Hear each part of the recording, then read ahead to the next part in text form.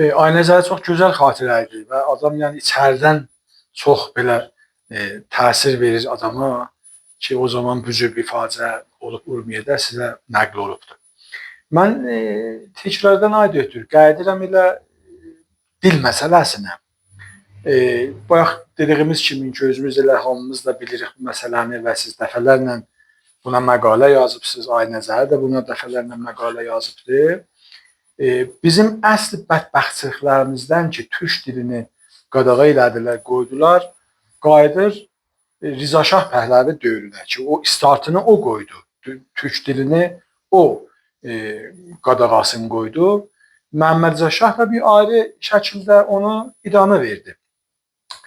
Tarix boyu Aynəzədə indi işarə elədi ki, bizdə 1000 il türklər İranda hökumət ediblər, fars dili türklərin şahlarının zamanında çox rüşd edib. Yəni bu nişan verir ki, türklər heç vaxt öz dillərindən başqa dillərə məhdudiyyət yaratmayıblar. Onları tapdalamayıblar, onları aradan aparmayıblar. Amma təəssüflə və yüz təəssüflə Rza Şah gələndən bəri elə ancaq bir fars dilini bunlar dirçəldiblər və başqa dilləri və məxsusən bizim Azərbaycan dilimizi bunlar əziblər, tapdalayıblar ki, fürsət yarandı Pişəvəri dövründə bu bir il müddətində ki, türk dilini biraz sərbəst buraxdılar, azad qoydular, mədrəsələrdə, məktəblərdə bu türk dili oxundu və millət bir müddət nə oldu? Öz ana dillərinə tanış oldu. Bir ildən sonra ki, Pişəvəri hökuməti dağılır, şah daha özünü güclü hesablayır, daha özünü qüdrətli hesablayır, yenə də o deyərlər, o baskılar, yenə də o məhdudiyyətlər türk dilinə, Azərbaycan xalqına şahın siyasətlərində davam tapır və gəlir, ha belə biz indiyə çatırıq. Mən istəyirəm sizin bu nöqteyi nəzərdən təhlilinizi görəm. O bir il müddət ki, Azərbaycan xalqı Pişəvəri zamanında öz dilini təhsil edir, öz dilini öyrəşir və ondan bu tərəfə bizim dilimiz bu qədər məhdudlaşır, bu qədər qoymurlar və baskı verirlər. Onun təsiri bizim öz ana dilimizin dirsəlməyində, qalmağında nə qədər rolu olub, nə qədər təsir buraxıb. Mən istədim sizin də bu barədə bir fikrinizi və nəzərinizi, bunların bir fərdi ki, filologsunuz, zəbanşünassınız, ədəbiyyatçısınız. Buna da bir ədəbiyyat baxımından da əgər buna bir baxsaz, mən təşəkkür edirəm və oxucularımıza yaxşı fayda bağışlayır. Bəli. Demokrasi və azadlıq yolunda hər millət çalışa, mübarizə eləyə, mümkündür müvəffəq ola, mümkündür olmaya. Olmayan surətdə görürsünüz, həman xalq, həman inqilabi xalq zor görür, azar görür, əziyyət görür, gözəl insanları əldə ölür, qətlə yetişilir, edamlar olur, dustaqlar, baskılar, onlar hamısı gəlir o qalan xalqın başına. Yəni bunun bir şirin nəticəsi də olur hətmən. O da o xatirələrdir, o da o demokrat insanların işinin əsəridir qalır. Özü firqə batdı, dağıldı, aradan getdi. Vəli onun gördüyü işlər bu millətin yadından çıxmadı. Onun idamə verənləri görürsünüz deyirlər yolunuz gedərli olsun. O zamanın o şəhidləri onların yolu gedərli olar. Təbiidir, hətmən gedərli olar. Çünki o xalqın öz istəyidir. Xalqın da ovladları, xalqın insanları aradan getdilər. O yolda canlarını qoydular, qurbanlıq oldular. Qalanları zəcr çəkdi, zindan çəkdi. Vəli bir şirin əsəri də qaldı.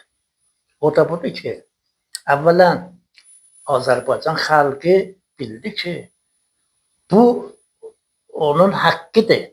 Öz ana dilində danışa, öz ana dilində yaza, öz ana dilində mədrəsəsi, məktəbi ola, danışqahı ola. Bunlar qaldı və o qalanlardır ki, indi neçə ildən sonra yenə də elə çox vaxtlar həman şiarlar verilir. Türk dilində mədrəsə olmalıdır hər kəsə. Ana dili. Əslən bu ana dili, bu gözəl söz o vaxtdan qalıbdır.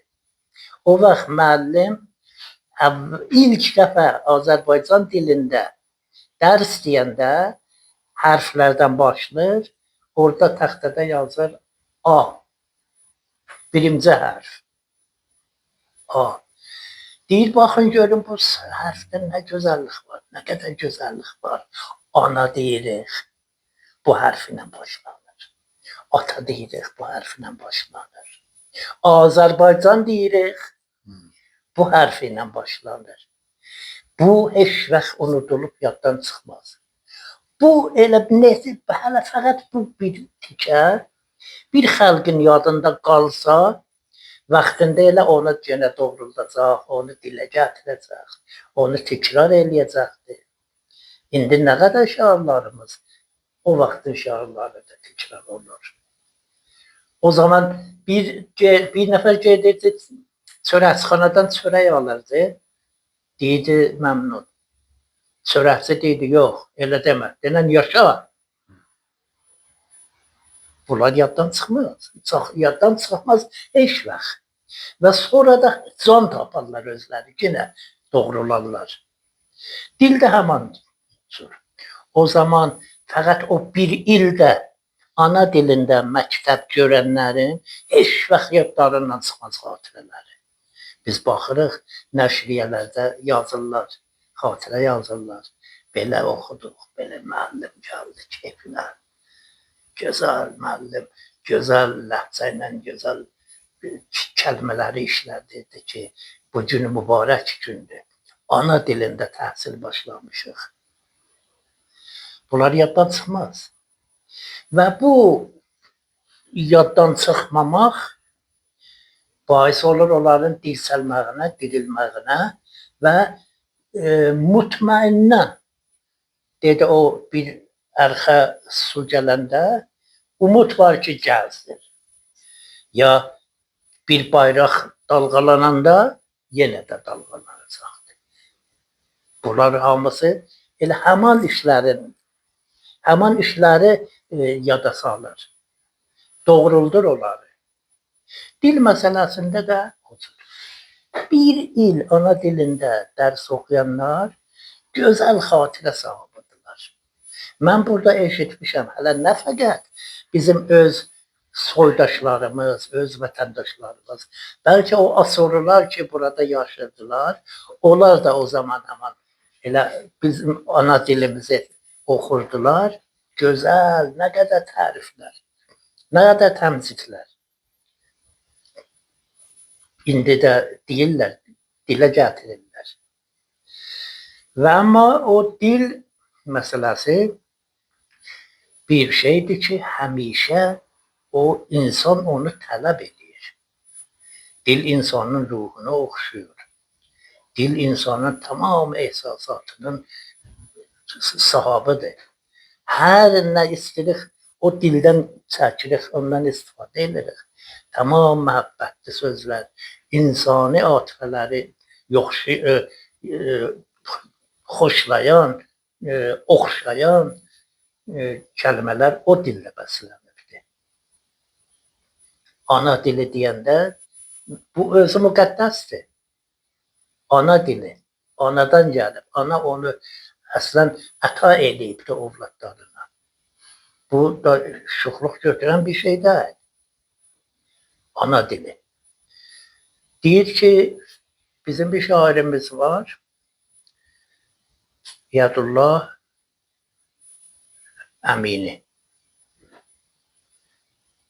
Sayınqalalıdır. Deyir ki, dil